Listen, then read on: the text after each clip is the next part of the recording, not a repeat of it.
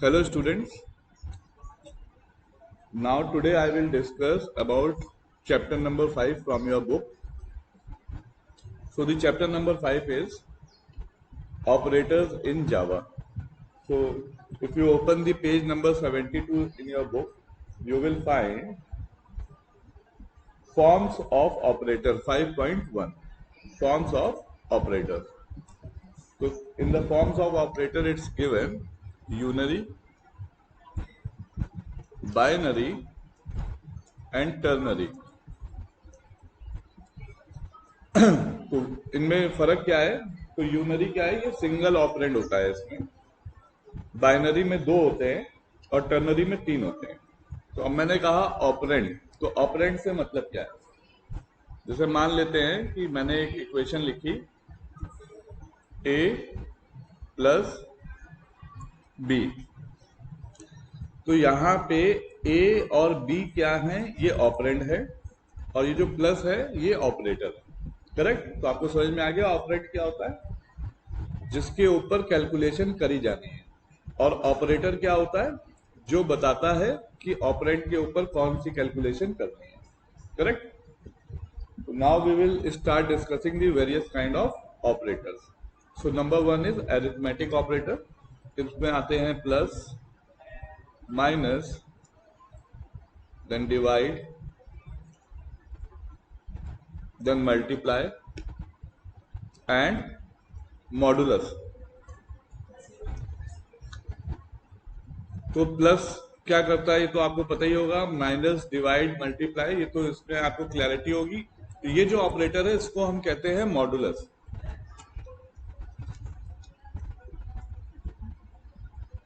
अब ये ऑपरेटर क्या करता है? ये हमें रिटर्न करता है रिमाइंडर। इसका एक एग्जांपल ले लेते हैं। एग्जांपल, सपोज लिखा है 5 मॉडुलस 2, तो इसका आंसर क्या आएगा? 5 मॉडुलस 2 लिखा है तो इसका आंसर आएगा 1। मतलब क्या हुआ इसका कि अगर हम 5 को 2 से डिवाइड करें तो रिमाइंडर कितना आएगा? क्योंकि मॉडुलस क्या रिटर्न करता है? रिमाइंडर। करेक्ट?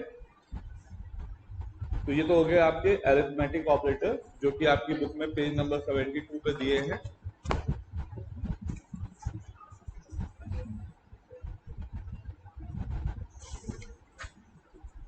अब जो दूसरे तरीके का ऑपरेटर है, relational operator, page 76 in your book. Relation operator. अब ये कौन से होते हैं? देखिए, आप अपनी किताब में पेज नंबर 76 ओपन कर लीजिए। So these operators are basically used to show the relation. Okay, तो ये कौन कौन से होते हैं ये समझ लेते हैं। तो ये less than, equal to, greater than equal to, then equal to और नॉट इक्वल टू, ये होते हैं हमारे रिलेशनल ऑपरेटर। ये जो है इसका नाम है लेस देन, ये है लेस देन इक्वल टू, ये है ग्रेटर देन, ये है ग्रेटर देन इक्वल टू, ये है इक्वल टू और ये है नॉट इक्वल टू। अब इससे मतलब क्या ये समझ लेते हैं। मान लेते हैं कि ये लिखा है ए और ये यहां पे लिखा है बी। करेक्ट? तो ए लेस देन बी मतलब ए बी से छोटा है। ए लेस देन इक्वल बी मतलब ए या तो बी से छोटा है या बराबर है। A greater than B, A B से बड़ा है। A greater than equal B, A या तो बी से बड़ा है या बराबर है। ए इक्वल बी मतलब ए और बी दोनों बराबर हैं।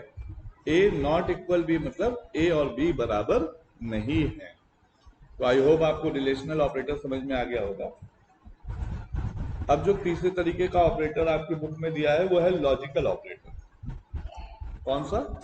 Logical operator.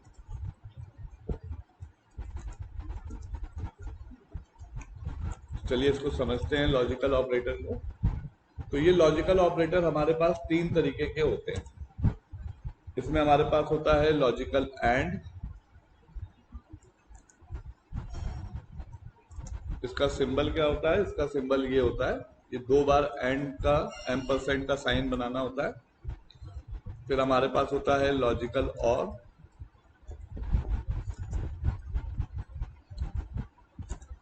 इसका साइन कुछ इस तरीके का होता है, ये 2 सीधे डंडे। फिर हमारे पास होता है लॉजिकल नॉट, इसका सिंबल है ये। अब हम इन्हें समझते हैं। तो लॉजिकल एंड क्या करता है? जैसे सपोज अगर हमारे पास कोई एक कंडीशन दी है, सपोज 2 कंडीशन दी हैं, तो लॉजिकल एंड को अगर हम यूज कर रहे हैं तो हमें आंसर ट्रू तभी मिलेगा जब दी गई सारी कंडीशन ट्रू होंगी। Means logical and operator will give answer true only when all the given conditions are true। तो मैं यहां लिख देता हूं, gives answer true when all conditions are true।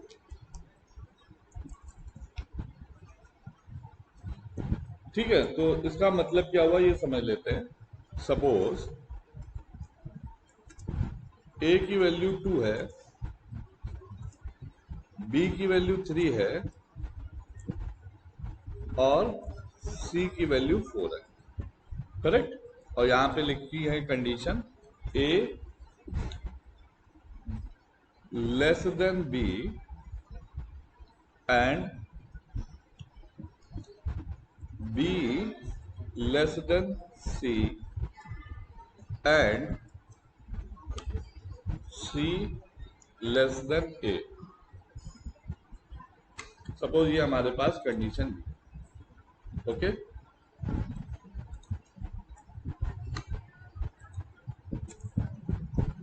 तो इस कंडीशन का जो आउटपुट है वो क्या आएगा? तो इस कंडीशन का आउटपुट आएगा फॉल्स। अब मैं ऐसा क्यों कह रहा हूं ये समझते हैं। देखिए, a की वैल्यू 2 है, b की 3 है, c की 4 है, तो a b से छोटा है, ये तो ट्रू है क्योंकि a 2 है और b 3 है, तो 2 3 से छोटा होता है, तो ये कंडीशन ट्रू है। लिखा है and b less than c, तो b 3 है और c 4 है, तो 3 लेस देन 4, ये भी सही है। लेकिन यहां लिखा है c less than a, c 4 है और a 2 है, तो इसका मतलब c a से छोटा नहीं है, तो ये कंडीशन हो गई फॉल्स।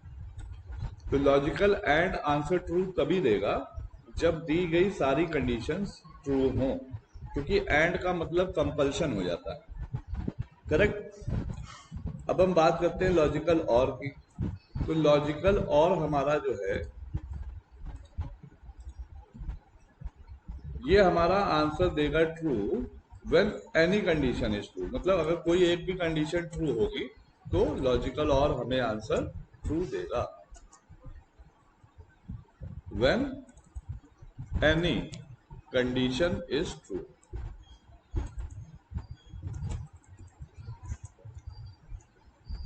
कहने का मतलब क्या है ये समझ लेते हैं। जैसे मान लेते हैं यहां पे एंड की जगह और दिया होता,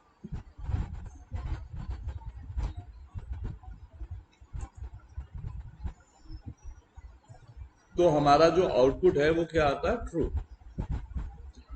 ऐसा मैं क्यों कह रहा हूं? क्योंकि और में आंसर ट्रू तब आता है जब कोई एक भी कंडीशन अगर ट्रू हो। तो ए छोटा है बी से, ये भी ट्रू है, बी सी से छोटा है, ये भी ट्रू है, खाली ये फॉल्स है। लेकिन यहाँ पे और लगाए, और का मतलब होता है कि कोई भी एक, ठीक है। तो मिनिमम एक कंडीशन अगर ट्रू है तो आंसर आपका ट्रू आएगा। अब बात करते हैं लॉजिकल नॉट की। तो नॉर्मल सी बात है, अगर हम किसी भी चीज के आगे नॉट लगा देंगे तो जो हमारा आंसर है वो जस्ट अपोजिट हो जाएगा।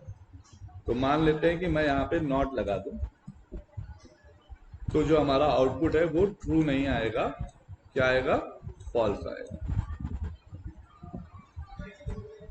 अगर हम नॉट लगा देंगे तो जो हमारा आउटपुट है वो उल्टा हो जाएगा। तो पहले ट्रू आ रहा था, तो अब क्या आएगा?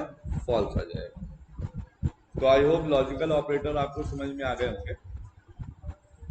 अब जो फोर्थ तरीके का ऑपरेटर है वो है हमारा असाइनमेंट ऑपरेटर। क्या है? Assignment operator. तो असाइनमेंट ऑपरेटर क्या करता है? जिसको हम यूज करते हैं for assigning values two variable. तो ये कौन सा होता है असाइनमेंट ऑपरेटर? असाइनमेंट ऑपरेटर होता है हमारा इक्वल टू। एग्जाम्पल, अगर हमने लिखा a इक्वल 5, तो मतलब ये जो हमारा 5 है ये स्टोर हो जाए किसमें? a में। तो ये हमारा होता है असाइनमेंट ऑपरेटर।